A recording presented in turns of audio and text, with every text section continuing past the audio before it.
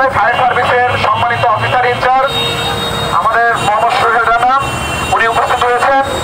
এ পর্যায়ে আমাদের ফায়ার সার্ভিসের যিনি সড়ক দুর্ঘটনা ঘটার সাথে সাথে সবার আগে ছুটে যান তার টিম এবং সেই ব্যক্তি আজকে আমাদের মাঝে উপস্থিত। আমি বিনীত অনুরোধ জানাচ্ছি আজকে সকলের সামনে এবং সারসংক্ষেপে আপনি দু চারটি কথা বলবেন, যে আপনার কথাতে এবং আপনার অভিজ্ঞতা আমাদের মাঝে শেয়ার করলে আমরা যাতে আরো বেশি উদ্বুদ্ধ হই সে দোয়া করছি। ধন্যবাদ।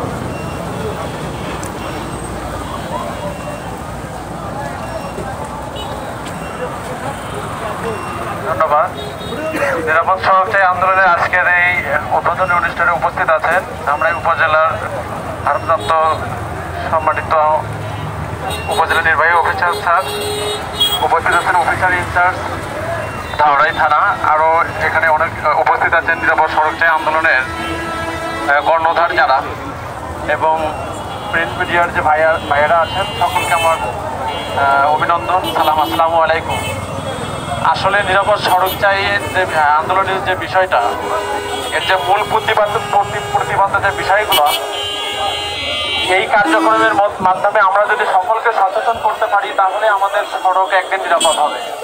আসলে সড়কের যে নিরাপত্তা শৃঙ্খলা এটা বজায় রাখার জন্য আমাদের ব্যক্তি পর্যায় থেকে সড়কের সকলকে সচেতন হতে হবে। সচেতনতা ছাড়া আমরা এই সড়কের যে নিরাপত্তা বা শৃঙ্খলা এটা কখনোই ফিরিয়ে আনতে সক্ষম হবো না। কেন ফায়ার সার্ভিসের কাজই আপনারা জানেন, যে কোনো দুর্যোগ দুর্ঘটনায় বিপদে আপদে কাজ করা, বিশেষ করে এই রোড অ্যাক্সিডেন্টে আমরা দ্রুততার সাথে অংশগ্রহণ করে থাকি। আমরা প্রতিনিয়তই ফেস করি যে সড়কের যে দুর্ঘটনাগুলো ঘটে থাকে আমাদের অসাবধানতার কারণে, অসচেতনতার কারণে। সেক্ষেত্রে আমি বলবো যে আমরা যখন সাবধান হব, সচেতন হব, সকলে আমাদের নিরাপত্তার বিষয় চিন্তা করব, তখনই আমাদের সড়কের যে শৃঙ্খলা সেটা ফিরে আসবে। যাই হোক, এই কার্যক্রমের মাধ্যমে আশা করি আজকেই যে একেবারে সড়কের শৃঙ্খলা ফিরে আসবে সেটা সম্ভব না। এই কার্যক্রমের মাধ্যমে দেখা যাচ্ছে এটার একটা ভালো একটা ফলাফল আমরা পাবো পরবর্তীতে, যে নিরাপদ সড়ক চাই আন্দোলনের এখানে যারা উদ্যোক্তা যারা আছেন তাদেরকে অসংখ্য ধন্যবাদ জানিয়ে এত সুন্দর একটি কার্যক্রমের আয়োজন করেছেন, সেখানে ইনভাইট করেছে।